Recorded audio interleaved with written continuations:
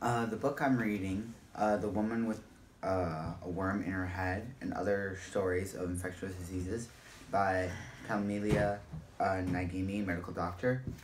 I'm currently reading the chapter Valley Fever, and the beginning of it talks about the doctor's patient's funeral that she's attending.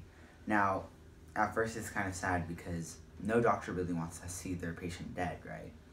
But then looking at it from her perspective, you can really see the bond between patient and doctor, because even though the patient might be dead, the doctor still has close connections with, for example, the patient's parents, siblings, or children. So while she's at the funeral, she's next to the patient's father. Sadly, the patient's mother died a couple of years before, and so now she sees this big man in a tight black suit watching over his son. And those two have been really connected throughout the treating of this patient, because right now you can kind of see how the doctor can kind of be like the daughter of the patient's father, right? And then she was trying to say that she had been defeated in the end by a tiny fungus, Cocci immitis, which is a fungal infection, or Cocci for short. Now, Cocci doesn't cause funerals in Paris, Tokyo, or Cairo, because it only grows in the Western Hemisphere. So that's like South California, right? So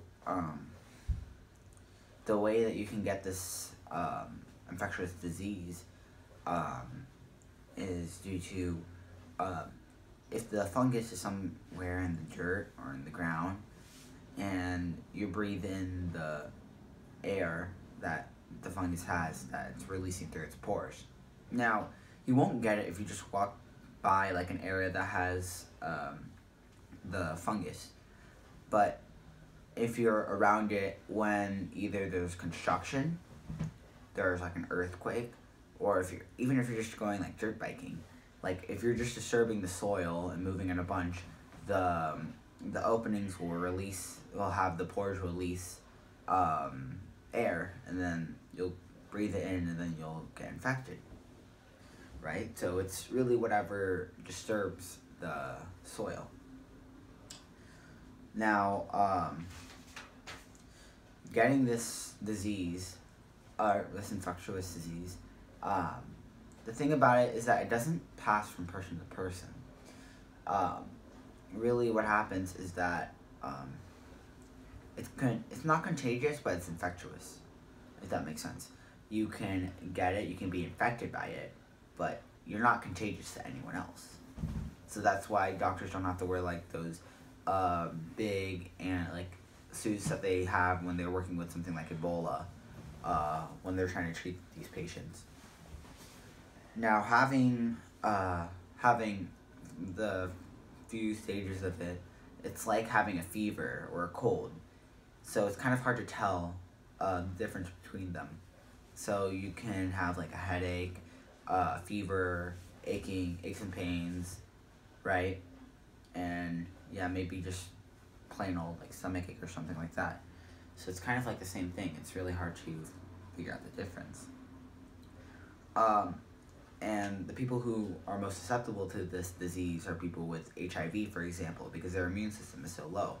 If your immune system is so low, it's almost fatal. It's already almost fatal, but even worse. Your chances of living are kind of going down.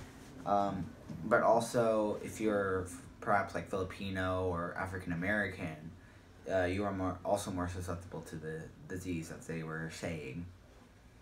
And even if you're a pregnant woman in her 3rd trimester of pregnancy, during this time, this is when they have the fetus, right? And the body purposely lowers its immune system, because they don't want to treat the fetus like a foreign object, because if it does treat it like a foreign object, obviously the body will start attacking and trying to protect the body, the rest of the body, right? So, yeah, it's kind of sad. But what's even worse is that it's not curable, it's only treatable. So, like, patients, maybe if you go through its treatment, you can perhaps maybe have a higher chance of going away from it, right? But for people who have really low immune systems, as it was saying, Cocci becomes a lifelong, life-changing companion. It basically stays with you for quite a while. Like she was saying with one of her other patients, while after a few days he was almost overwhelmed by the infectious disease.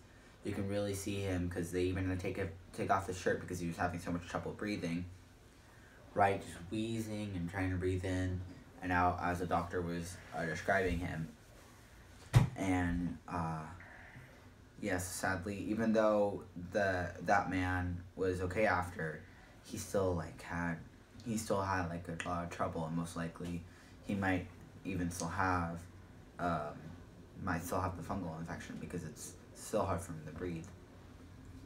And they were talking about Cocci meningitis, which is sort of related, still same thing, and it still kills a bunch of people.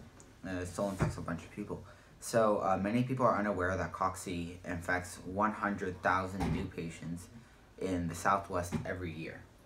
That's a lot of people, and sadly, a bunch of them will die because it's not curable. Sadly, it's treatable though, so that's good. So, and if you've ever heard of it, or if you haven't, then the chances, if you haven't heard of it, or no, if you have heard it, the chances of you living, the chances are it's because you live in one of the Cocci hotspots. So, Tucson and Phoenix, Arizona, Bakersfield, California, or California's San Joaquin Valley, which gave the disease its common name, valley fever. Kind of how, because it's in California, right? Valley, right? Skipping ahead a bit. Soon, the doctor later talks about another doctor, Dr. Hans Einstein, who was a grand old man of Cocci, who practiced several times until his retirement trying to treat this infectious disease. And so while she was working with patients, she was on the phone with him, like how she was trying to do it. And in 1978, when there was like a Cocci epidemic, they were saying to exports from Bakersfield, California, and environs, oil, livestock, cotton, potatoes, grapes, a couple of foods can be added to one of the dubious value of Cocci meningitis.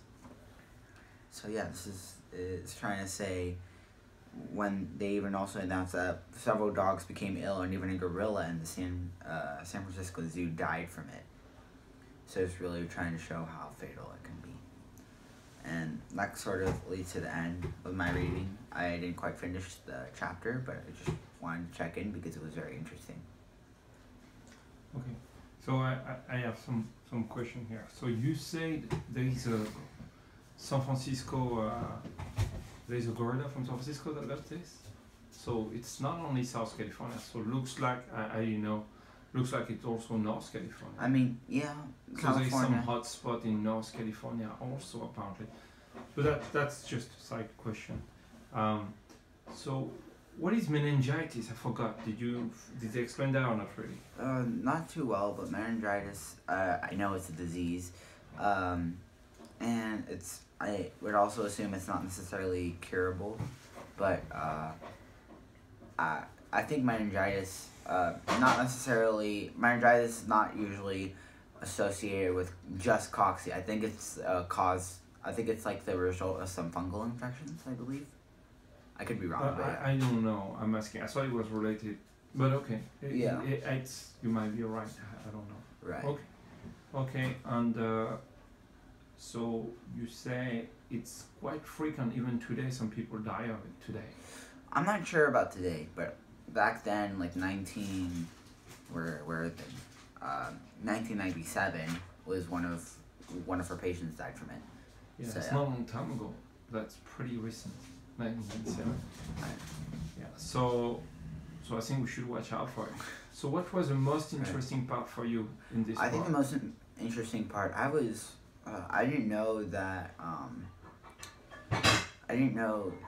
that you can get Cocci. Like, you would think infectious diseases, when you first think about it, you'd think, oh, stay away from the people who have it. But if you think about it, you can't get it. It's not contagious. It's only infectious. So that's kind of like, while reading it, that kind of made me pause for a bit, because I had to think the difference between infectious and contagious, right? Okay. So the other thing I was thinking, for me, fungus, and I don't know, you tell me if I'm wrong, fungus has something related to mushrooms. Is that the same thing? Is some sort of mushroom? What is that? Yeah, It's so... something that grow under Yeah, so... under the ground? That grow in the blood, under the ground, you know? Something that grow based on moisture, based on, you know, like we have also mushroom in us, you know, based on humidity, on moisture, you know. Is that the same thing here? I mean, Cocci can come from a mushroom, because it comes from a fungus, and it's like a fungus grows just like a mushroom, so yeah, I guess so. Okay, and then it's when people breathe it, you say? Yeah, when they breathe in the air from it.